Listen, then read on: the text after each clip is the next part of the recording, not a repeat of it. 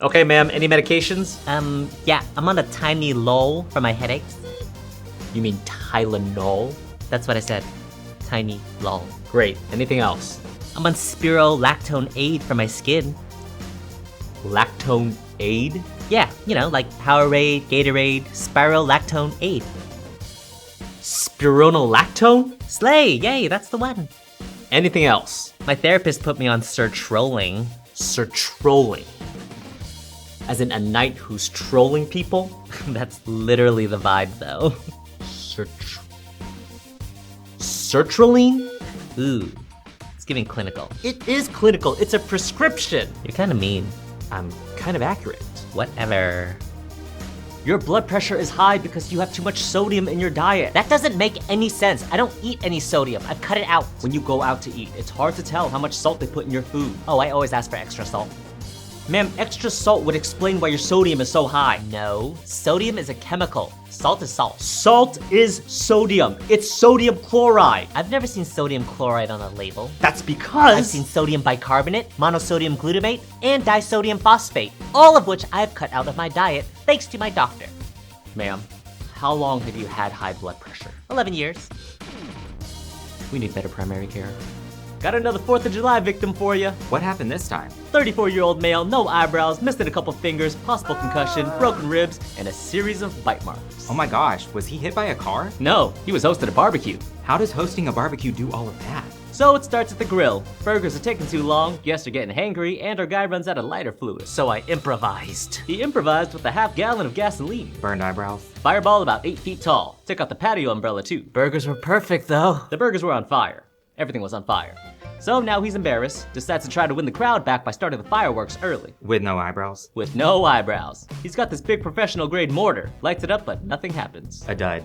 It happens. So he waits a respectful 4 seconds before walking over to pick it up to take a look. He picked it up? Held it up to his face like a coconut he was checking for ripeness. I had 10 of these this morning. That's where the fingers went. Don't worry, we recovered most of them. Some of them. We recovered fingers. Oh my god. So now his hand's the problem, he's on fire again, decides the best move is to sprint for the lake to jump in and cool off. Okay, so at least the water put the fire out. Oh, the fire's out. The fire is the one thing that went well, but he didn't check the depth and came in hot off the dock. Broken ribs. Belly flopped onto a sandbar about a foot down. That's the ribs. And probably the concussion. Stuck the landing. When he surfaced, he came up directly underneath a goose. A goose? A nesting goose on the lake. Came up right under her, and she took it extremely personally. She started it. Bite marks are from a goose? Yeah, took us and 3 other guests to get him out the water. Eyebrows, fingers, ribs, concussion, and a goose attack. On the 4th of July. Happy 4th of July. Oh, hey. Tips from the ER. Can you make an appointment? No, you cannot make an appointment to come to the emergency room. The word emergency is right there in the name. An emergency, by definition, is something that was not scheduled. If you could schedule it, it wouldn't be an emergency. It would be a Tuesday. But Steven, I just want to come in at a time that's convenient for me. Now you listen to me. The emergency room is not convenient. It was never designed to be convenient. It was designed to be available 24 hours a day, 7 days a week, 365 days a year. No appointments necessary, no appointments possible. You come in, you tell us what's wrong, and we take it from there. If you really want an appointment, call your doctor, call your therapist, call your psychic. Any of those places were made for appointments. Those places were built for appointments. We were built for the moment. When it's 2 in the morning and your chest starts hurting and you don't have time to schedule anything, that's when we do our best work. So no, you cannot make an appointment, but you can show up, and when you do, we'll be here. We're always here. That's kind of the whole point. I'm not even gonna pick that up. Why do you need my supervisor, Mr. Johnston? Because I don't trust you after what happened. Why do you think I'm planning something? 2 words. Pearl Harbor. Pearl Harbor? That was a cowardly move and you know it. Mr. Johnson, I told you, I'm Vietnamese, not Japanese. They're 2 different countries. Oh no, it's too late for apologies now. I'm not apologizing for anything. I'm 35. Pearl Harbor happened in 1941. Oh, here come the excuses. How could you live with yourself? I'm not Japanese. Do you think I'm blind? I could see that you're Japanese. Oh my God. Just send your supervisor in here, okay? And make sure they're American. Fine. Ben, will you come in here, please? Mr. Johnson wants to talk to you. They're on their way. Thank you. Hi, Mr. Johnson. You called for me? Oh my God! They've infiltrated this whole goddamn hospital! Help! Help! What's he talking about? Help! Pearl Harbor? Oh, Help! I don't get it. Help! I told you, I'm Vietnamese, not Japanese. They're two different countries. Oh no! It's too late for apologies now! I'm not apologizing for anything. I'm 35. Pearl Harbor happened in 1941. Oh, here come the excuses! How could you live with yourself? I'm not Japanese. Do you think I'm blind? I could see that you're Japanese! God. Just send your supervisor in here, okay? And make sure they're American! Fine. Ben, will you come in here, please? Mr. Johnson wants to talk to you. They're on their way. Thank you! Hi, Mr. Johnson. You called for me? Oh my god! They've infiltrated this whole goddamn hospital! Help! Help! What's he talking about? Help! Pearl Harbor? Help! I don't get it. Help! Got another Pride Parade victim for you. What happened this time? Well, we got broken toes, bruised jaw, possible lead poisoning, a dangerous amount of confetti in lungs, and a lot of alcohol. And mono. He also wants to be tested for mono. Why don't you just start from the beginning? So the patient was supposed to meet up at the parade with his boyfriend, John, right? But John was being super flaky and not answering his text. Super flaky. So the patient went to the bar to get some drinks. A lot of drinks. A lot of alcohol.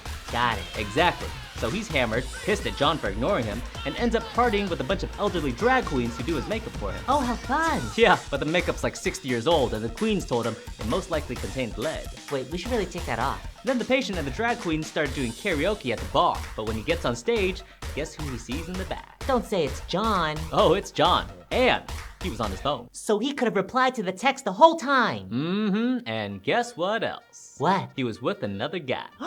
So the patient's like, oh, hell no. And he runs over to confront John, but John goes and blames the patient. That's gaslighting. That's not right. Thank you. So the patient gets angry, turns and kisses the guy standing next to him. You know, to make John jealous. Mono test.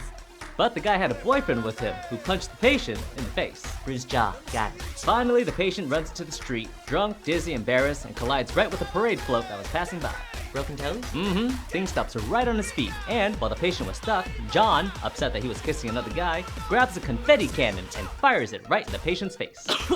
Ah, confetti and lung. That, and also heartbreak. Oh man. Are you okay? Are you kidding? Best Pride ever! Woohoo! I can't wait for next year. Oh. Okay, ma'am, any medications? I recently got off a cool taint for my skin. A cool taint? Yeah, it's giving DJ. It's giving rave. It's giving Accutane. Slay, yay, that one. Anything else? I'm taking Vibey Vance for my ADHD. You mean Vyvanse? No, Vibey Vance. He's a guy. He's a vibe. He gets me locked in. Vyvanse is not a guy. Vibey Vance is my Roman Empire. Please stop. Anything else? I'm on birthday control. Birthday control? Ma'am, that is not what that does. It literally is though. It controls when I have a birthday. A birthday is a date. It happens every year. Not for the baby. Ah, fine. What else? Lex approves. Who is Lex and what is he approving? My mental health bestie. Little white pill. Lex approves of me. Lexapro? That's not as cute though. It doesn't have to be cute, it has to be accurate. Wow, that's low-key ableist. That is high-key, not what ableist means. Whatever, you're not my therapist. Lex approves is... Oh! Can somebody please get me more blood? Austin, you got a phone call. Oh, thank goodness. Hello, ICU? I'm calling to give a report. Go ahead. The patient's a 44-year-old male trauma arrest came in with an open fracture at the... How's his skin? What? His skin. How's his skin? Well, I can see the bone from his open fracture. It's... No. On his back. Does he have any bed sores? I didn't get a chance to see his back. Skin is part of the basic nursing assessment. I'll bet you didn't even do a Braden. Who's Braden? Ugh. Go check and tell me what you find. I'll wait. Hey, Ben, can you help me turn my trauma patient? I need to check his skin. The pulseless guy with an open fracture? Yeah, I need to check his skin. You're giving a report to ICU, aren't you? Yeah. Let me handle this. Hello, ICU. This is Ben. Hello, Benjamin. The patient's too unstable to turn at this time, so you're sending me an unstable patient. Well, shouldn't critical patients go to critical care? What's his history? He's a John Doe. Family? Again, John Doe. Fine. Give me the report. Trauma arrest, too unstable for OR, intubation, on double pressors, and sedation. I see his potassium is at 3.5. I'll need you to replace it. You and I both know you already have a bag of potassium with you because you've spent the last 30 minutes looking at his chart and you know more about this patient than I could ever tell you. Don't you? Fine, we'll see you in 5. And that's how you give a report to the ICU. Wow, that was awesome. Thanks, Ben. No problem. You got something on your face. I wanted to be an actor, an entertainer. I once auditioned to play a guy with no lines who carries a sack of potatoes across stage. The pay was $0, and I got it. My parents thought I was crazy.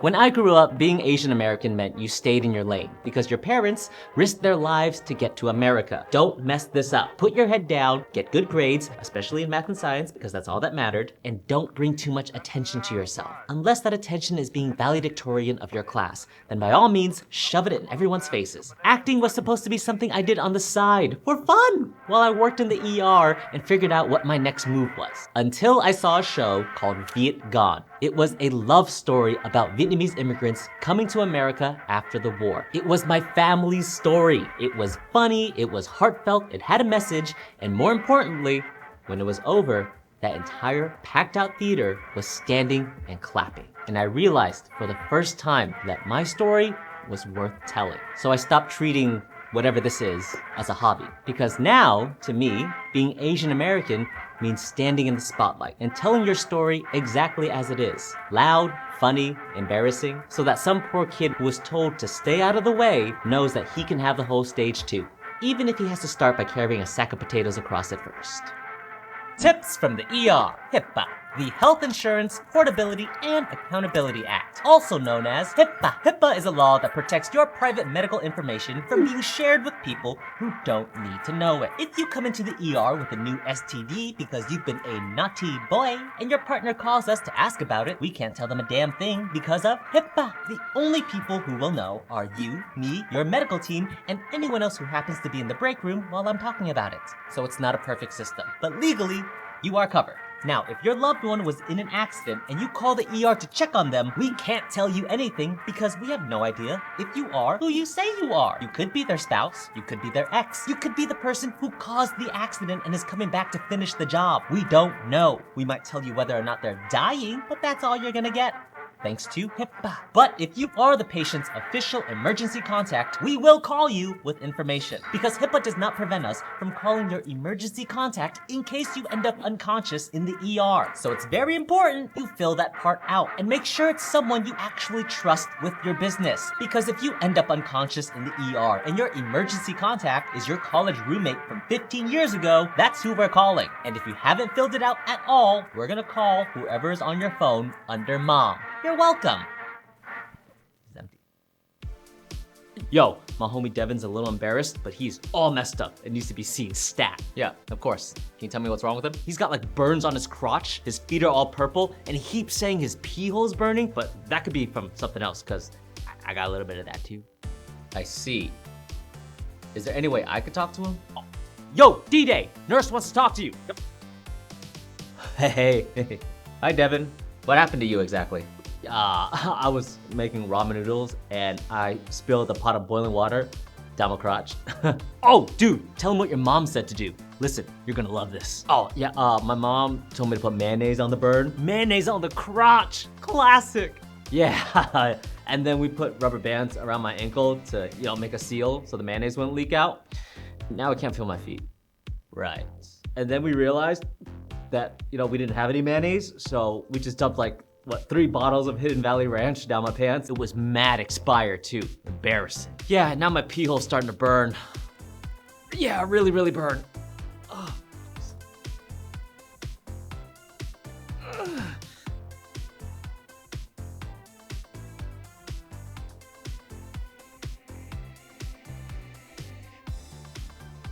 I'm also really drunk. Yeah, I got that. Tips from the ER. How long is the average ER visit? It is 4 to 5 hours. 4 to 5 hours! ER! So if you're thinking about coming into the ER after work and making it home in time for dinner, think again. The ER is not like your doctor's office. We don't know why you're here. Most of the time, you don't know why you're here. If you need blood work and labs, the results alone can take an hour. If you need a CT scan, that could easily be another few hours. Sometimes the results come back and raise more questions, which means more tests. Maybe you need a specialty doctor, someone we have to call in from outside of the ER. And all of this is if the ER isn't already busy with a bunch of ambulances who will be cutting you in line because their patients are typically closer to dying. Add all of that up, and 4 to 5 hours is actually pretty optimistic on a good day. Hey Steven, I'm on my lunch break. I just need to be seen real quick and get back to work. I have 45 minutes. Bless your heart. Have a seat. Okay, sir, are you on any medications? I've been on Rangadang for my heartburn. You mean ranitidine? Yeah, that's what I said. Great. Anything else? I'm on Bisololo for my blood pressure. I think you mean bisoprolol. Is that how you say that? Yep. Is that all? Well, I recently got off Symbols Tada And what was that for? for my depression and anxiety. Cymbalta. Great. Doctor will see you soon. Okay, man, before we give you the blood transfusion, we just gotta make sure you're aware of all the possible risks and side effects. Sure. Possible side effects include fever, chills, general discomfort such as headache and nausea, itching, hives, swelling, transfusion-related acute lung injury, circulatory overload, anaphylactic shock, hepatitis, the feeling of impending doom, cardiac arrest, the contraction of the HIV virus, and in extremely rare cases, death. Any questions? Yes, I didn't hear you list the possibility of receiving vaccinated blood. I'm sorry, what? Well, I'm unvaccinated, and I want to make sure the blood you give me is also from an unvaccinated person. Ma'am, I have no idea. That's not something we check for. Then what do you check for? We know it's your blood type. So what happens if I accidentally get vaccinated blood? You'll finally be protected from previously obscure diseases and illnesses. Excuse me? Look, ma'am, I don't know if it's vaccinated or not, but what I do know is that not getting this blood is much more dangerous than getting vaccinated blood. Fine, I'll take the blood. Great. Just one more question. Ugh, yes. Is the blood at least vegan? Yes, please sign. Tips from the ER. Chest pain. If you are 35 or younger and you are experiencing chest pain, it's most likely not a heart attack. Now, I'm not saying it can't happen. If you've been smoking a pack a day since you were 18, yeah, it's probably gonna happen. But in my experience, it's pretty rare, and it's more likely one of these 3 things. Number 1, stress and anxiety. Your body physically tightens up when you're stressed. Your chest gets tight, your heart races, and it feels exactly like what you think a heart attack feels like. But it's not. Can it lead to a heart attack over time? Probably, but it's more likely your body telling you that something in your life needs to change. I don't know what that is. That's between you and your therapist. Number 2, you pull the muscle in your chest. Maybe you were at the gym. Maybe you were moving furniture. Maybe you sneezed a little too hard and now you're convinced that you're dying. You're probably not dying. You need rest, maybe some ice, and the humility to admit that you overdid it. Number 3, and my personal favorite, you smoke too much weed. I'm not judging you, but your heart is racing, your chest is tight, and everything feels very wrong and very urgent, but it's not. Breathe, drink some juice, get a snack, call your mom. You're gonna be fine. You're just not gonna be fine for a little while, and that is entirely your fault. Now, if you are over 35, closer to 40 and above, different conversation. Chest pain, shortness of breath, pain radiating down your left arm. You come in immediately. And women, your symptoms may look completely different. Nausea, jaw pain, back pain, abdominal pain, extreme fatigue. None of that sounds like a heart attack, which is exactly why women wait too long to come in. Don't. If something feels wrong, get your ass to the ER. Hi, sir. How can I help you today? Oh, okay. I am from out of town. Someone stole my pain meds. Need emergency refill. Great. I can help you. Can I borrow your pad? I can help you. Just need ID and prescription first. Devin Booker, 15 milligrams oxycodone. Okay, no problem. Just need to get your blood pressure first. Yeah? So you doing anything fun while you're in town? Oh yeah, me and my buddies are going fly fishing tomorrow. Oh, that sounds fun.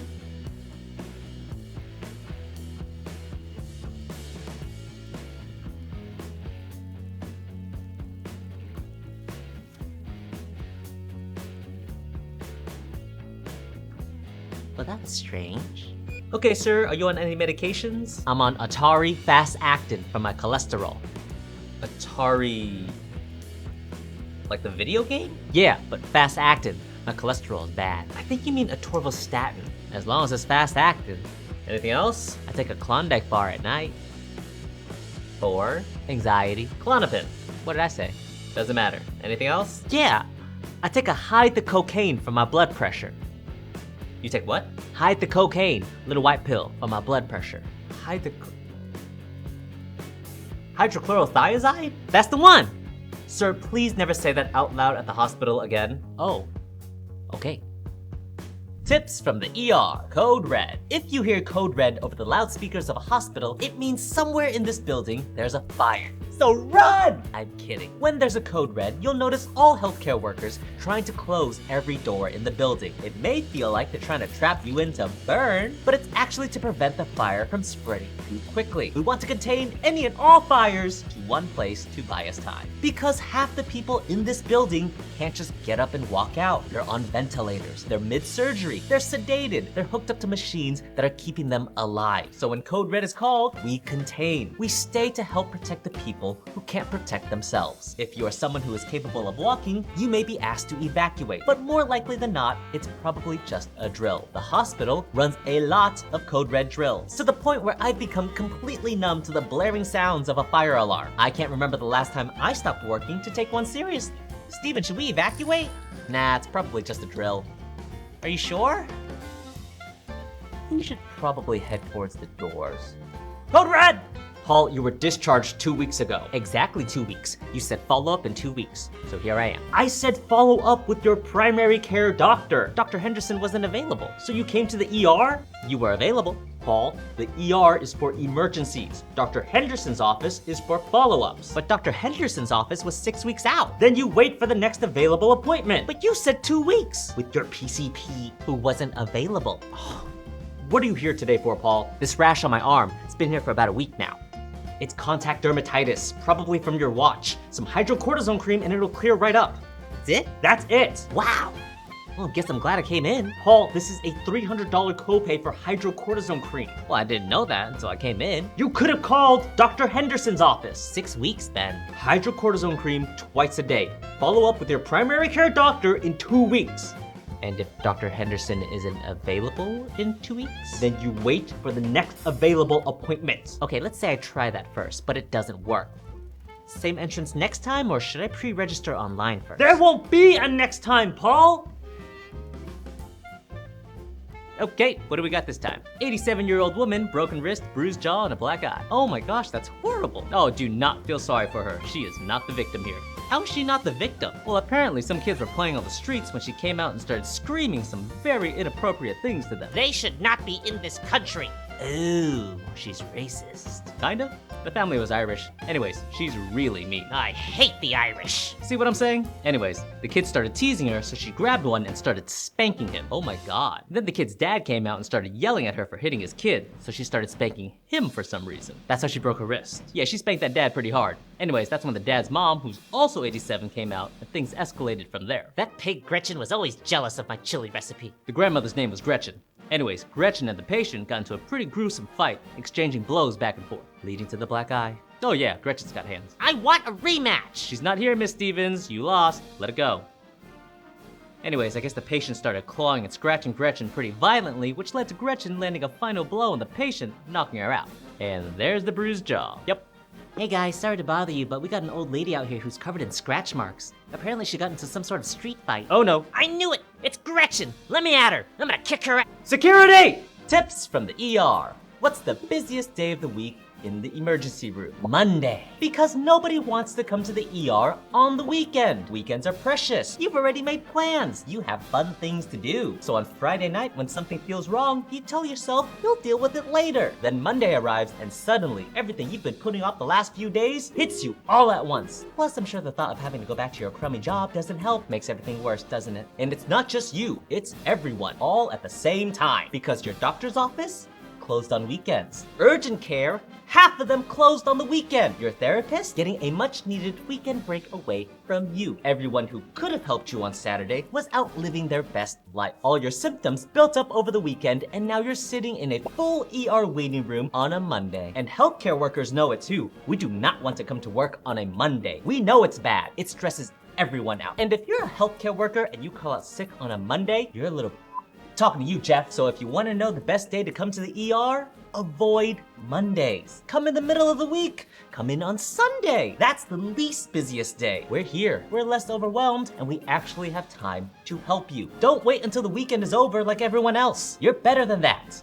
Okay, sir, are you on any medications? I take a Metropolitan every day for my blood pressure. You mean metoprolol? Yeah. Great. Anything else? I have Activia for my anxiety. You eat yogurt when you're anxious? Oh no, it's a pill. Ativan. Got it. Oh, and my dentist also gave me a Maxos Chillin for my tooth. Was it for an infection? Yeah, Amoxicillin. a Maxos Chillin. You got it. Okay, what do we got? 32-year-old male, healthy, says he has a tummy ache. This man has a knife in his head. Oh, shoot, wrong patient. Yeah, this guy has a lot wrong with him. Yeah, I could see that. What happened? Apparently he came home, found his girlfriend cheating on him with another guy. In a fit of rage, he banged his head into a wall, knocking himself out. So, possible head trauma. Then he woke up, found his girlfriend and the guy had just gone back to bed, leaving him there. So he went outside and stole the guy's motorcycle. Why? An eye for an eye, or something. Anyways, he rode it 17 miles down the countryside before finally crashing into a bale of hay, leading to the fractured right ankle. Okay. The bale of hay then caught fire, leading to second-degree burns on his back. He then stumbled across the street to a nearby biker saloon to hide from the police, where he got into a fist fight with one of the bikers, leading to severe abdominal bruising. Oh, hey, look, I guess he does have a tummy ache. What were they fighting over? Something about Greenland. I don't know. Anyways, that's when someone called 911 and we picked him up. Aren't you forgetting something? Oh, yeah, he also has a knife in his head. Yeah, how did that happen? Dude, I still have no idea. He was too embarrassed to tell us and it's driving us crazy. Seriously? Yeah, if you find out, give us a call. The fellas and I have a pool going. Wow. How's that epidural treating you, Miss Jack? Oh my god. Oh, it's treating me great. What are you doing? Shaving! You don't want to get poked by my prickles when you're delivering this baby, do you? Poked by your prickles? Oh yeah, it was like a cactus down here. But don't worry, I cleared the runway. Plus, you can read my tattoos now. If you're close enough to read it, then you're close enough to eat it. Oh no! I won't hold you to it. Were those rainbow tattoos on both your thighs? Yeah, it says taste the rainbow. And trust me, that rainbow goes all the way. Oh, I'm sure it does. You let a girl know if you ever want to see that pot of gold. I'm okay. I'll come back to check on you in a few minutes, so you can just finish. I can't wait to be a mom! Why does my heart feel like it's pounding out of my chest? It's called tachycardia, sir. It means your heart's beating dangerously fast. Do you remember when this started? Around 2, I think. Great, you're still within the window for us to give you adenosine. What's that? It's gonna stop your heart. It's what? I mean, it's gonna slow down your heart, but because it works so fast, it's gonna feel like your heart stopped because it's beating so slow. But it's not actually gonna stop, right? Well, that actually does happen sometimes, but that's okay. That's why we have these. See? There, now if anything happens, we can shock your heart to try to get to working again, so if you get close to dying, it'll be okay. What? Oh no, your tachycardia is worsening. It looks like your heart rate just jumped through the roof. I just got scared when you mentioned my heart stopping. If you're scared, we can give you an opioid to help calm you down before the adenosine. What opioid? Fentanyl. Fentanyl? Don't worry, it's not that dirty stuff off the street. This is good fentanyl. What does that mean, though? So we can either give you the fentanyl and adenosine to slow down your heart, which we will shock if it gets close to flatlining, or you could risk going into cardiac arrest from the tachycardia. What'll it be? Are those my only options? Yes. Also, the adenosine has about a 2-hour window before it stops being effective, and you have about 10 seconds left to decide, so no pressure. I can't believe I'm gonna say this. Give me the fentanyl. Okay. Yay. Well, don't you all look happy? Thank you, doctor. Did our labs come back? Hey, Mama. I'm a medical student, but I want to tell you your baby is doing so well. Hemoglobin, 18. Sodium, 142. Blood type, B positive. B positive. Honey, what's wrong? It's just that both of us are O negative. Oh, snap. Doc, what does this mean? Absolutely nothing. You see, blood typing is governed by multiple alleles located on chromosome 9. That's right. However, rare recessive combinations paired with pleiotropic expressions can result in unexpected phenotypes under very specific genetic circumstances. Yeah, what he said. So, this is normal. In medicine, normal is a flexible term. Statistically improbable, but possible, yes. Thank God. You two, you three, have a great night. Blood typing is on chromosome 9, but Paleolithic, Jurassic, Cretaceous, something means your baby could be B positive. Wow. Doctor, you are so smart. I want to be just like you. I mean, I didn't even know that could happen. It can't. What? What do you mean? I made it up. She cheated. She definitely cheated. Then why did you? Because it's 2 a.m., they're holding her first child, and I don't want to be causing a divorce tonight. Welcome to medicine. Hey, Doc. Yeah, what's up? I got a patient in room 3 asking for you. Oh, why? I don't know. He asked me what my glove size was, and when I said small, he said that wouldn't get the job done. Wouldn't get the job done. Wait, what's he here for? Ooh, oh, ow. I'm not feeling anything. You said the dildo was how big? I don't know. Oh, normal size, I guess. Ow. It's just hard to believe anything that size could get lost like this. It has to be there, Doc. Can you just check a little to the left? Oh, yeah. Right there. Hey, Doc, you're gonna want to take a look at these. What is it? There's nothing? Sir, the x-rays show nothing in your rectum. Oh, oops. It must have fallen out. Oh. Security! Tips from the ER. Panic attacks. First of all, you are not dying. I know it felt like you were dying. I know your heart was racing, your chest was tight, you couldn't breathe, your hands were going numb, and every single part of your brain was screaming at you. This is the end! I know. Here's what's actually happening. Your brain decided, for whatever reason, that there was a threat. Maybe there was, maybe there wasn't, doesn't matter. Your brain hit the alarm, flooded your body with adrenaline, and your body did exactly what it was supposed to do when it's in danger. Heart rate up, breathing up, blood rushing to your muscles so you can either run or fight. The whole system fired perfectly. The only problem, there was nothing to run from. We run the test, we check your heart, we make sure everything is fine, and it is every single time, which somehow makes it even more frustrating because you felt everything. I was absolutely convinced I was dying. I know, we all were. But welcome back, mother... Ben, I got a patient in room 2 who needs an MRI for a potential PE. Yeah, so? So, they're 750 pounds and there's no way they're gonna fit inside our MRI machine. What am I supposed to do here? Call the zoo. Well, there's no need to be rude. No, seriously, call the zoo. They have giant MRI machines for their animals and they let us use it sometimes for our larger patients. What? That can't be real. Oh, it's real. Here, I already dialed them. Just ask. Hello, Wild Acres Zoo. Hey, I'm a nurse at the hospital down the street. We have a rather large patient here. Oh, no more MRIs. What? You guys keep on sending your patients over to us, and last week one of them got stuck inside of the machine and died. What do you mean they died? They had a heart attack inside of the machine and then they died. So we are no longer offering our services. What am I supposed to do here? They're too big for our MRI. They die in your MRI. Where am I supposed to send them? I am running out of options here. Well, have you tried the aquarium? Have I tried the aquarium? What's their number? কি খবর তোমাদের? কেমন আছো তোমরা সবাই? ভালো তো না? তুমি জানো তোমায় কালকে তো কতবার কল দিছি? হ্যালো, আসসালামু আলাইকুম। ওয়ালাইকুম আসসালাম। কি রে? হৃদয়, তুহিন, মানা করতেছি। কিছু না কিছু। ভাবি আপনি জানেন আমি একবার অসুস্থ হয়ে গেছিলাম। ও আমাকে রক্ত দেয়নি। আর আজকে আপনাকে রক্ত দিয়ে চিঠি লিখছে। আমাকে বুকিং দিছে মানে আমাকে কে বুকিং দিছে দোস্ত? তোর যে আশিক আছে না, এখন তো আমার পিছনে লাগছে। এই এই দুলাভাই সামনে থাকলে যে সালাম দিতে হয়, আপনি শিখাই নাই তোরা? কেমন আছো তুমি? ভালো। আমাকে জিজ্ঞেস করবো না রক্তটা দিবি তুই? আমি কেন রক্ত দেবো?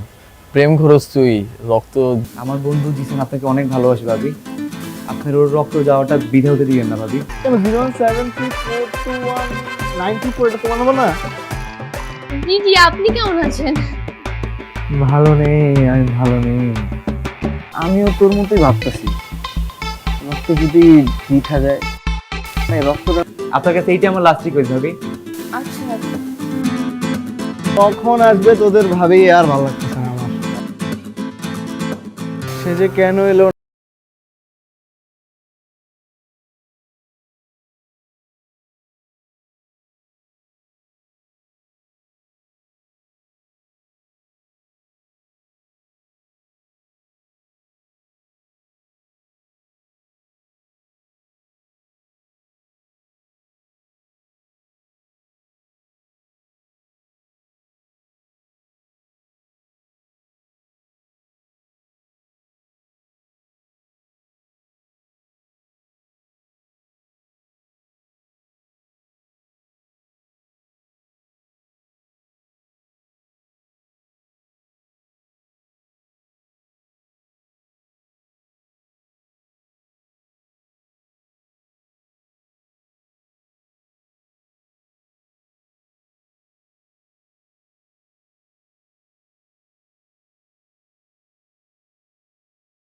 আসতে বলুন না, সেটা আমার একটু জরুরি কথা আছে। বাবা ভাই আমি তো এলাকা ছাড়ার আগে তুমি একটা বিরাট টুকরা ছেলে, যেই ছেলে তানিয়া আমার পিস্তলটা নিয়ে আয় তো। টাকাকে দুধটা রাইখে গেলাম। মাত্র সে ফেসবুকে স্ট্যাটাস দিয়েছে সে একটি অনাথ বাচ্চাকে কত স্যাক্রিফাইস করছি, এলাকার বড় ভাই থেকে রিক্সা চালক হয়ে গেলাম, আর সেইটাই করবো। যে গরম না, আর এই বড় ভাই তোর মায়ের চিকিৎসার দায়িত্ব নিছে। সেলিম ভাই ভালোবাসার লেগে জেল খাটছিল। ভাই আপনি যত কথাই, এই বাড়িতে ওই বদমাইশটার কথা একবারও ভুলে উচ্চারণ করবা না। ভাই মিনিমাম আপনি 17 লাইনের একটা কবিতা লেখেন। 17 লাইনের কবিতা কিন্তু ছাপাই না, সব মাথার ভিতরে থাকে। যখন পড়তে ইচ্ছা করে মাথা, আমি জানো ওরে বাপ করে দেব। আর আমি কি কমো জানো, তবু তানিয়া ভালো কেমনে বেটা কস না কেন ক বেটা, এটা পড়ে আপনার প্রেমে পুরো রূপ করে পড়ে যাবো। আর তো আপনি পারবেন ভাই, আপনি পারবেন। ও 700 লাইন লিখবো, আর বাদ বাকি 300 লাইন আমি লেখা বললাম। একটু নামিয়ে দাও, মানে ও ছাড়া পাক না পাক তাতে আমাদের কি?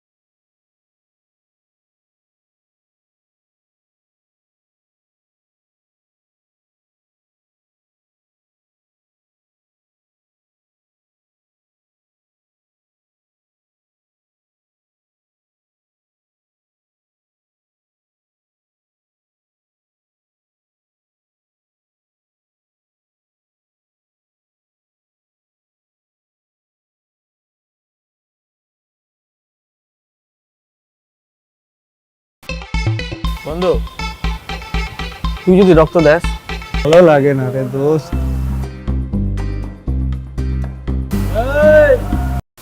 না দুলা ভাই, আমি তো কোচিং এ যাই নাই, আমার তো বাসায় গেস্ট আসছে, আর আমার আম্মু তো একা, এজন্য আমি যাই না। আমার পড়াশোনা সবকিছু বন্ধ করে দিবে, তখন আমি কি করব? আরে ছাইরা দে।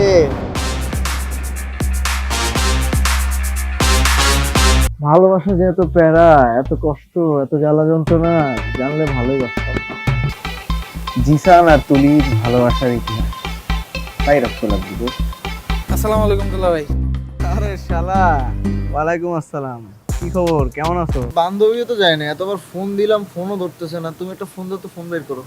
কি বলেন দুলা ভাই, ও যায় নাই? কথা হইছে, ভাইয়া বলছে যে ভাইয়া আমাদের কোচিং এর সামনে আর আসবে না, আর তোকে ডিস্টার্বও করবে না। জানো না কারণ না আমি 1 থেকে 3 গুনবো না বাবা।